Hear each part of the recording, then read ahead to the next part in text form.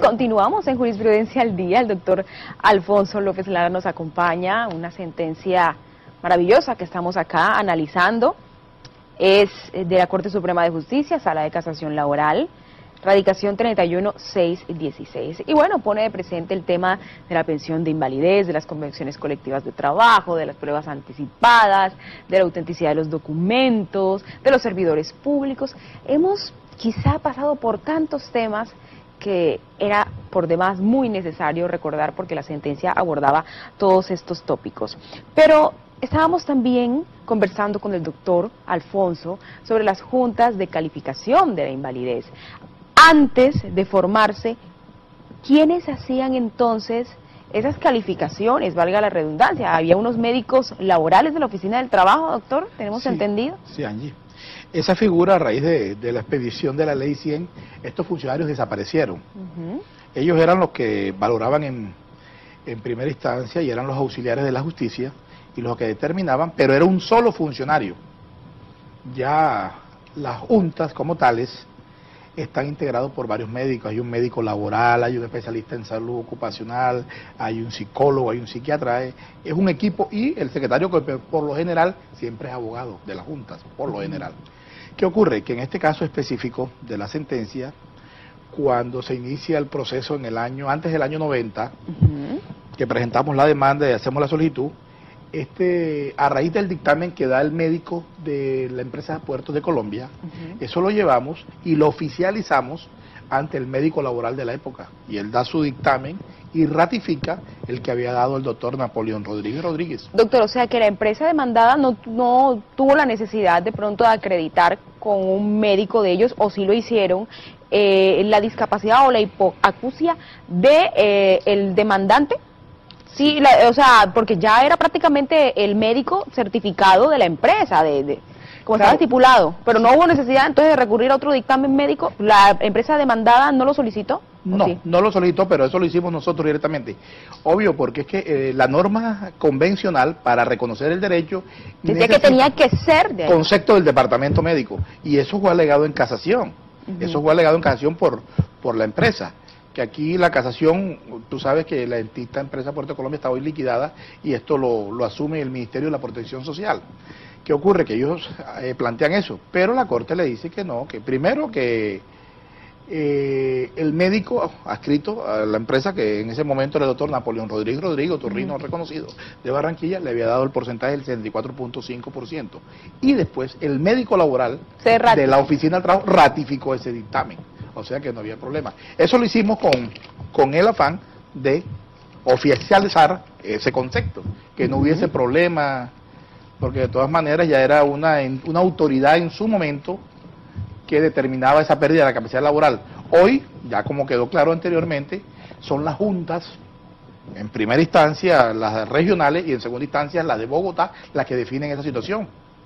Bueno, aquí cuando hablamos de la casación, nos lleva de pronto a la última hoja de la sentencia, en donde se pronuncia la Corte Suprema y dice que casa parcialmente, o sea, en cuanto al porcentaje de la pensión que el actor estaba pretendiendo. Pero con respecto a las otras pretensiones, ¿en qué se pronunció la Corte o cuáles eran las propias del actor?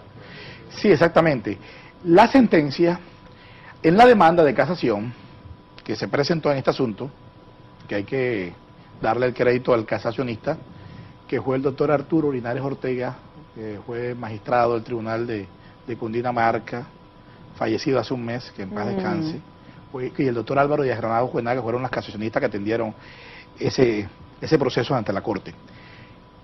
Se le pidió a la Corte la casación parcial porque, te explico, el fallo del juzgado sexto laboral tenía 3 puntos. Primero, el reconocimiento de la pensión de invalidez a partir del año 90. Segundo, el pago de la misma en cuantía del 100% del último salario que devengaba él a la fecha de retiro. Y tercero, las costas. Cuando se surte el grado de consulta sobre la sentencia, que no se le había otorgado en el año 94 y que se le da en el 2002 con los acuerdos del Consejo Superior de la Judicatura, el Tribunal de Descongestión, que es el de Santa Rosa de Viterbo, reforma la sentencia en el numeral segundo, confirma el primero, dejó la pensión, como es obvio, y las costas. Y el valor como tal de la mesada pensional lo llevó al 50%. El jugador había dicho que el 100%, y el tribunal dijo que el 50%.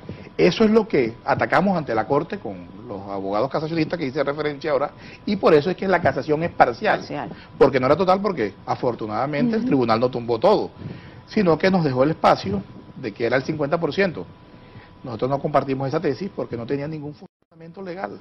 Claro. La aplicación de eso, porque de todas maneras había el error, y así lo dice la sentencia, el tribunal incurrió en ese error al no darle validez a la nota del depósito que había hecho la secretaria de Barranquilla, reitero, y es por eso que la sentencia se cae. Y el trabajador lo lleva a que reciba el 100%. Fíjate tú, Angie, que en este momento hay un problema sobre esos procesos, porque a partir del año 2002 fue expedida la resolución 264 del 3 de mayo del 2002. A estos trabajadores, violando la convención colectiva, hay un hecho significativo: la convención no tenía topes para ese aspecto de la pensión por invalidez. En el año 91-93 sí se impuso un tope a esas pensiones, a todas las pensiones por invalidez. La convención 89-90, que es la que se le aplica al señor, porque él se fue en el año 90, no tenía tope.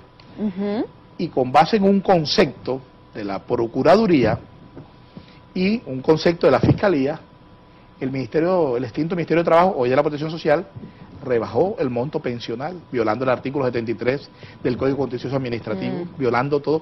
El único que puede decir que su pensión se la rebaja es el mismo trabajador pensionado.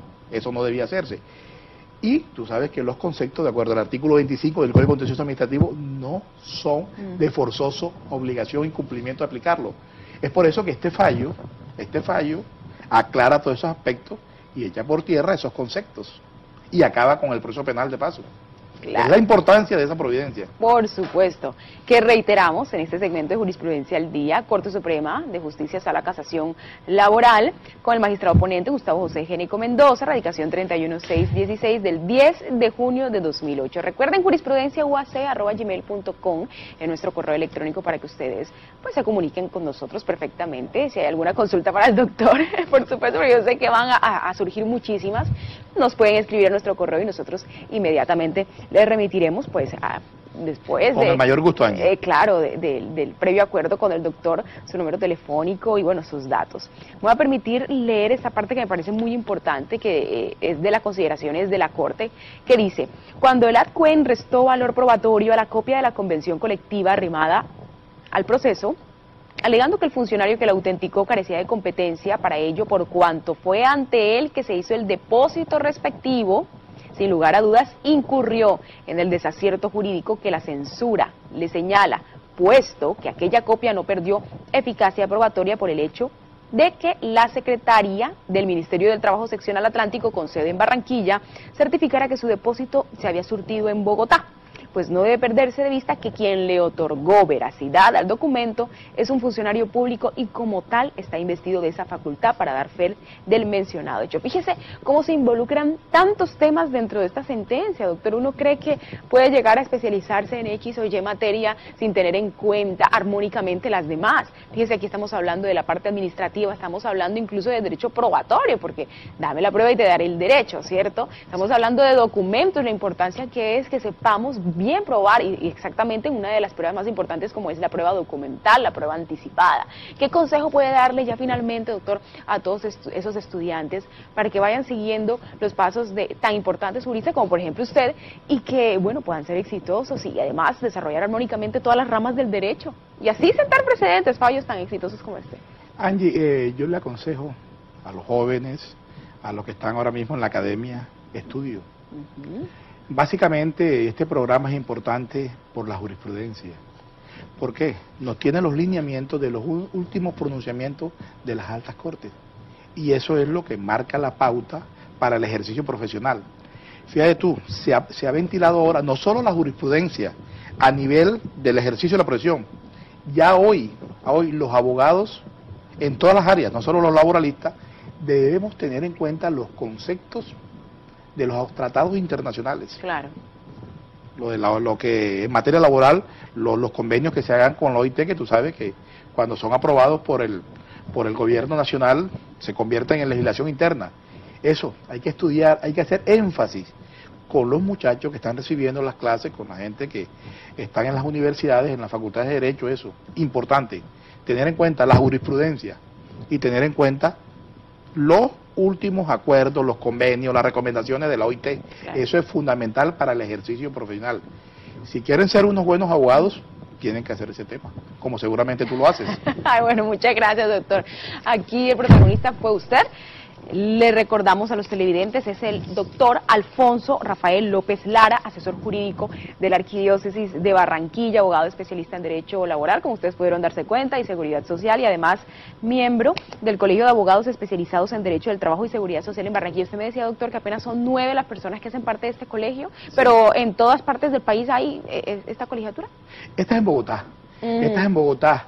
Pero de Barranquilla nada más hay 9 con usted. Y te comento una cosa, Angie, aprovechando, ya esto es diferente el tema que estamos tratando. Ya hay un proyecto de ley. Ajá. Los abogados nosotros somos reacios a eso, bueno, en el caso mío no, tenemos que estar afiliados a un colegio, tenemos que hacer parte de un colegio que a futuro es el que va a regular todas las relaciones, los honorarios, es el que nos va a disciplinar. Y hay un proyecto de ley, no sé si tú sabías eso, y es obligatorio que los abogados se afilien a él. En Panamá existe, en Venezuela existe, en México existe.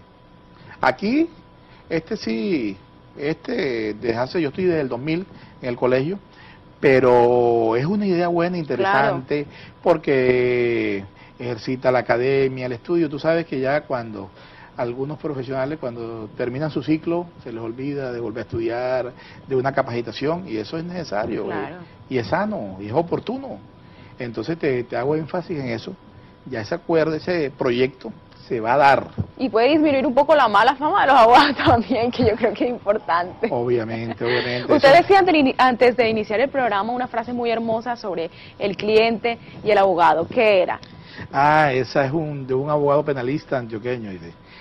La grandeza del abogado dejaría de serlo si no fuera por la ingratitud de los clientes. De todas maneras, uno tiene un deber ético, profesional, con su cliente. Mira este negocio, Angie, tengo más de 18 años de estarlo trabajando, y con el ánimo, claro, que el cliente es muy receptivo y colabora con la cosa, y eso es lo que debemos hacer los abogados, para desvirtuar un poco esa mala, como tú lo has dicho, esa mala imagen que tenemos los profesionales del derecho, pero no, vamos a hacerlo, y con tu ayuda y este programa vamos a salir adelante. Ya ve Álvaro Montoya que nos manda los chistes de abogados, y todos los productores del Canal 23, que mejor dicho son mamagallistas en este aspecto. Cada vez que grabamos Jurisprudencia al Día, no pela uno de esos chistes. Son famosos los chistes, famosos. Y nosotros mismos nos reímos y todo, ¿no? Claro. Bueno, doctor, muchísimas gracias por acompañarnos, por compartir su conocimiento e ilustrarnos a todos los televidentes de la opinión pública y, por supuesto, la comunidad universitaria de la Autónoma. A ti, Angie, por tu invitación.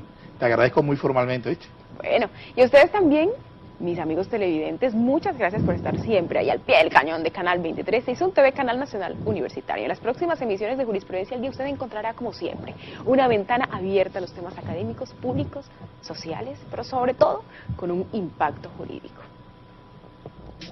Jurisprudencia